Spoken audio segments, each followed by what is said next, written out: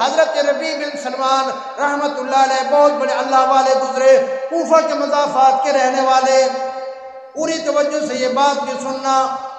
فرمایا وہ حج کا ارادہ کر کے 300 درہم زیادہ راہ لے کر 300 دینار لے کر کوفہ کی جامع مسجد میں پہنچے کہ میں اپنے قافلے کے ساتھ جو یہاں سے جائے گا حج کرنے کے لیے چلا جاؤں گا۔ اللہ اکبر، وہاں بیٹھے ہیں، دیکھا کہ سامنے ایک نہر ہے، نہر کے کنارے ایک مردار جانور پڑا ہے۔ جب تھوڑا تھوڑا اندھیرا شروع ہوا، ایک عورت آئی پورے پردے کے اندر، برقعے کے اندر، اس کے ہاتھ کے اندر چھری، اس مردار جانور کے جسم سے گوشت کا ٹکڑا کاٹا، گوشت کا ٹکڑا کاٹ کے تھیلے میں ڈال کے لے جانے لگی۔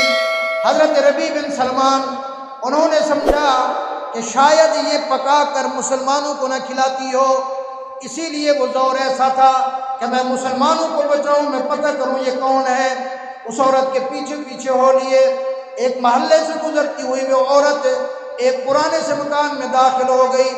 حضرت ربیع بن سلمان نے جا کر اس دروازے پہ دستک دی، اندر سے ایک نوجوان لڑکی کی آواز آئی، کون ہے دروازے پہ؟ انہوں نے فرمایا کہ ابھی ایک عورت مردار جانور کا گوشت لے کے آئی ہے۔ کیوں مردار جانور کا گوشت لے کے آئی ہے؟ اندر سے نوجوان بچی رو پڑی۔ اس نے کہا، وہ اللہ والے چلا جا، ہم سید زادیاں ہیں، میرا ابا 4-5 دن ہو گئے وفات پا چکا ہے، ہم 4 بہنیں ہیں، ہماری ایک والدہ ہے، گھر میں اور ہمارا کوئی کفیل نہیں ہے، آج 4 دن کا گھر میں فاقہ ہے، ہم اس وقت اتنے تنگ ہو گئے تھے کہ گھر میں کھانے پینے کو کچھ نہیں ہے، ہماری امی اب یہ گوشت کا ٹکڑا لے کے آئی ہے ہمارے کھانے کے لیے۔ حضرت ربیع بن سلمان رونے لگے کہ میں نے تو حج فرض ادا کیا ہوا ہے، میں پھر حج کے لیے جا رہا ہوں، کیوں نہ میں یہ ساری رقم ان کو دے دوں، یہ سید زادیاں بھی ہیں، میرے لیے دعا کریں گی۔ اللہ اکبر، جو بندہ اللہ کی رضا کے لیے کرتا ہے، دیکھو پھر اللہ اس کے ساتھ کیا کرتا ہے۔ فوراً کوفہ شہر میں گئے، سامان خریدا کھانے پینے کا، ایک تھیلے کے اندر ڈالا، وہ ڈال کر باقی رقم اس کے اندر رکھی، جس تھیلے کے اندر ان کی رقم تھی وہ تھیلا اس کے اندر رکھ دیا، جا کر ان کے دروازے پہ دستک دی، سامان دیا کھانے پینے کا، کہنے لگے یہ لو آپ سامان کھانے پینے کا، دے کر واپس ہو گئے۔ نہیں بتایا میں کون ہوں، نہیں بتایا میں کہاں رہنے والا ہوں، نہیں بتایا میں کیا کرنے چلا تھا، نہیں بتایا میں حج کی رقم تمہیں دے کے جا رہا ہوں، واپس چلے گئے۔ قافلے والوں نے صبح کہا ربیع بن سلمان چلیے، انہوں نے فرمایا میں حج پہ نہیں جا رہا۔ کیوں نہیں جا رہا؟ انہوں نے کہا بس کوئی وجہ ہے میں نہیں جا رہا۔ قافلے والوں نے بڑا کہا لیکن وہ نہیں گئے۔ اللہ اکبر، مختصر کر رہا ہوں، جب قافلہ حج کر کے واپس آیا، واپس آ کر حضرت ربیع بن سلمان نے جا کر قافلے والوں کو ملے کہ میں جا کر ان کو مبارکباد دوں، جو بھی بندہ آتا یہ اس کو مبارکباد دیتے، وہ کہتے ربیع تجھے بھی مبارک ہو، وہ حیران ہوتے، کہتے اچھا یار تو بھی تو ہمارے ساتھ حج کے لیے تھا، تو مجھے مینا کے مقام پہ ملا تھا، کوئی کہے مجھے عرفات کے مقام پہ ملا تھا، کوئی کہے کہ بیت اللہ کے طواف میں ملا تھا، کوئی کہے مجھے روزہ رسول اللہ پہ تو ملا تھا۔ وہ حیران ہو گئے، رات کو سوئے بڑے پریشان ہوئے۔ اللہ اکبر، صبح اٹھے، جو اس قافلے کا امیر تھا جا کر اس کو مبارکباد دی، اس کو اس امیر نے کہا اور ربیع تجھے بھی مبارک ہو۔ حضرت ربیع نے کہا میں تو گیا ہی نہیں تھا۔